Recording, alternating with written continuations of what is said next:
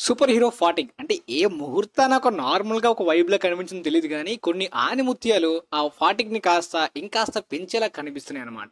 అంటే ఇంట్రెస్ట్ పోవడం, super hero fatigue అంటే సూపర్ హీరో ఫిల్మ్స్ చూడడం మీద ఆడియన్స్ కి ఆసక్తి పోవడం, ప్రతిసారి రొటీన్ గా కనిపించడం, అంటే రొటీన్ ఇంపాక్టే ఆ విధంగా కనిపిస్తుంటే దారుణమైన ఫిల్మ్స్ తీస్తుంటే దానికి డబుల్ ఇంపాక్ట్ పెరుగుతుంది అనమాట. ఒక ఇంట్రెస్టింగ్ హీరోయిక్ క్యారెక్టర్స్ ని, సూపర్ పవర్స్ ఉండేలాంటి క్యారెక్టర్స్ ని, సొసైటీని కాపాడేలాంటి క్యారెక్టర్స్ ని చూడాలంటే రెగ్యులర్ ఆడియన్స్, ఫిల్మ్ లవర్స్ చాలా మంది ఎక్సైటెడ్ టైం అనమాట. ఒక్కసారిగా పెరిగింది సూపర్ హీరో డిమాండ్.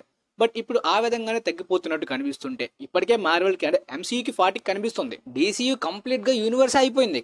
ఇక తర్వాత ఎంసీకి సంబంధించి వాళ్ళ రెప్యుటేషన్ కాపాడుకుందాం అనే ప్రాజెక్ట్స్ ని వాళ్ళు ట్రై చేస్తుంటే ఇటువైపు ఈ సోనీ ఈ మార్వెల్ లోగోని యూజ్ చేసుకుని మరికొన్ని ఆనిముత్యాలు అందిస్తున్నాడు. ట్రైలర్ చూసినప్పుడే కొద్దిగా డౌట్ గా అనిపిస్తున్నప్పటికీ స్టిల్ వస్తున్న రివ్యూస్ అయితే మాత్రం ఘోరంగా ఉన్నాయి. కానీ ఎందుకు అంత ఘోరంగా ఉందనేది మాత్రం నేను రివ్యూస్ చూడలేదు. ఎందుకంటే చూస్తే ఖచ్చితంగా నా వ్యూ మీద కొద్దిగా ఇన్ఫ్లుయెన్స్ అవి డిస్టర్బ్ అవుతుందని చెప్పి నేను చూడలేదు. బట్ కంప్లీట్ గా రేపు అయితే నేను ఈ ఫిల్మ్ చూసి జెన్యూన్ రివ్యూ ఇస్తా. బట్ ఈ వీడియోలోని ఈ ఫిల్మ్ కి సంబంధించి ఫస్ట్ రివ్యూస్, రియాక్షన్స్ గానీ, బడ్జెట్ బ్రేక్ ఈవెన్ గురించి కానీ కంప్లీట్ గా తెలుసుకుందాం. రివ్యూస్ గురించి మాట్లాడుకుంటే రోలింగ్ స్టోన్ గానీ, ఎంపైర్ మ్యాగజైన్ గానీ, ద గార్డియన్ గానీ, రోటెన్ టొమాటోస్ గానీ, ఐఎండిబి, మెటాక్రిటిక్ చాలా చోట్ల అయితే మాత్రం కంప్లీట్ గా యునానిమస్ నెగిటివ్ కనిపిస్తుంది. బట్ ఫిల్మ్ అనేది ఒక్కసారైనా చూడగలమా, అసలు ఓటీటీలో కూడా చూడొచ్చా లేదా అనే దాని గురించి నేను రేపు చూసిన తర్వాత చెప్తాను. అంటే ఏంటి డకోటా జాన్సన్ ఫోటో పెడుతున్నావు, ఆమె కోసం ఒకసారైనా చూసేయచ్చు అని చెప్తావు అంటే అస్సలు కాదు. అంటే ఇంతకు ముందు కొన్ని క్రిటిక్స్ దగ్గర నుండి వరస్ట్ రివ్యూస్ వచ్చిన హాలీవుడ్ ఫిల్మ్స్ లో ఒక్కసారైనా చూడొచ్చులే అనే ఫీలింగ్ తో కొన్ని ఫిల్మ్స్ అనిపించాయి నాకు. For example Venom 1 and Ghost Rider 1 negative reviews వచ్చినప్పటికీ క్రిటిక్స్ నుండి చూడడానికి బాగున్నట్టు అనిపించింది థియేటర్స్ లో. సో రివ్యూస్ గురించి మీకు అర్థమైపోయినట్టుంది, యునానిమస్ గా ఉంది. ఇక బ్రేక్ ఈవెన్ టార్గెట్ ఎంత, బడ్జెట్ ఎంత అంటే ఫిల్మ్ అయితే మాత్రం 80 మిలియన్స్ బడ్జెట్ లో తీశారు. అంటే ఇది ఓన్లీ ప్రొడక్షన్ కాస్ట్ అనమాట. మార్కెటింగ్ అయితే కొంతవరకు చేశారు, ప్రమోషన్స్, మార్కెటింగ్ అంతా కూడా.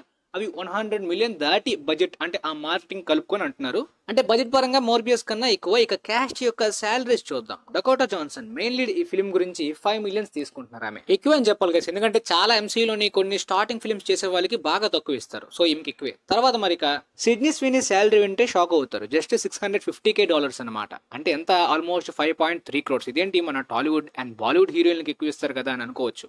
ఈమె జస్ట్ ఇంకా స్టార్టింగ్ స్టేజ్ కదా, అందుకని వెబ్ సిరీస్ తర్వాత వచ్చింది కాబట్టి అలా ఇస్తారు. అండ్ ఎనీవన్ బట్ యూ ఇప్పుడు క్రౌడ్ పుల్లింగ్ ఈమెకే క్రెడిట్స్ ఇస్తున్నారు, బాగా కలెక్షన్స్ లాగిందని. కానీ ఈ ఫిల్మ్ ఎప్పుడో షూటింగ్ అయిపోయింది కదా, అప్పుడే శాలరీ ఇస్తారు. తర్వాత సెలెస్టా కానర్ ఈమెకి జస్ట్ 200K ఇచ్చారు. అంటే 1.6 crore గ్రాస్ అనమాట. చాలా తక్కువ. ఎందుకంటే ఇప్పుడు స్టార్టింగ్ స్టేజ్ లో ఉండేలాంటి కొత్త వాళ్ళకి లక్షల్లోని వేలల్లో ఇచ్చిన వాళ్ళు కూడా చాలా మంది హీరోయిన్లు ఉంటారు స్టార్టింగ్ స్టేజ్ లో. పైగా హాలీవుడ్ లో అన్ని ఐపీ ఫ్రాంచైజ్ మీద నడిచే వాళ్ళకంటే పాపులారిటీ లేని యాక్టర్స్ కి ఇలా ఉంటుంది అనమాట. అదే పాపులారిటీ ఉండే బిగ్ స్టార్స్ అయితే సినిమాకి 400 crores, 500 crores, 700, 1000, 1400 వరకు కూడా వెళ్తాయి. తర్వాత ఇసబెలా మెర్సియోకి $150K ఇచ్చారు. అంటే 1.2 crores. సో మొత్తానికి ఈ మెయిన్ లేడీస్ వీళ్ళందరి శాలరీస్ గురించి మీకు అర్థమైపోయింది. ఇక బ్రేక్ ఈవెన్ టార్గెట్ ఎంత అంటే 200 మిలియన్స్ కలెక్ట్ చేయాలి గైస్ ఫిల్మ్ సేఫ్ జోన్ లోకి వెళ్ళాలంటే. ఇక ప్రాఫిట్స్ రావాలంటే 220 మిలియన్స్ దాటాలి. అక్కడ నుండి వచ్చే ప్రతిదీ కూడా వాళ్ళకి ప్రాఫిట్స్ వెళ్తుంది. 200 నుండి 220 మిలియన్స్. ఈ లోపంతా కూడా గ్రీన్ జోన్, అంటే లాస్ లేకుండా రికవర్ అయినట్టు. 220 దాటినప్పటి నుండి ఇక లాభాలు అనమాట, అక్కడ నుండి ప్రాఫిట్స్ వెళ్తాయి. మరి అంతవరకు వెళ్తుందో లేదనేది మనం హాలీవుడ్ బాక్స్ ఆఫీస్ ఎపిసోడ్స్ లో చూసుకుందాం. రేపు రివ్యూ అప్లోడ్ చేస్తాం. తర్వాత ఎండింగ్ లో ఏమైనా ట్విస్ట్ కానీ కనెక్షన్ ఉంటే తర్వాత ఎండింగ్ ఎక్స్ప్లెయిన్ కూడా చూసుకుందాం. మీకైతే వీడియో క్లారిటీగా, డీటెయిల్స్, న్యూస్ అంతా కూడా క్లారిటీగా అర్థమైంది అనుకుంటున్నాను. And thanks for watching.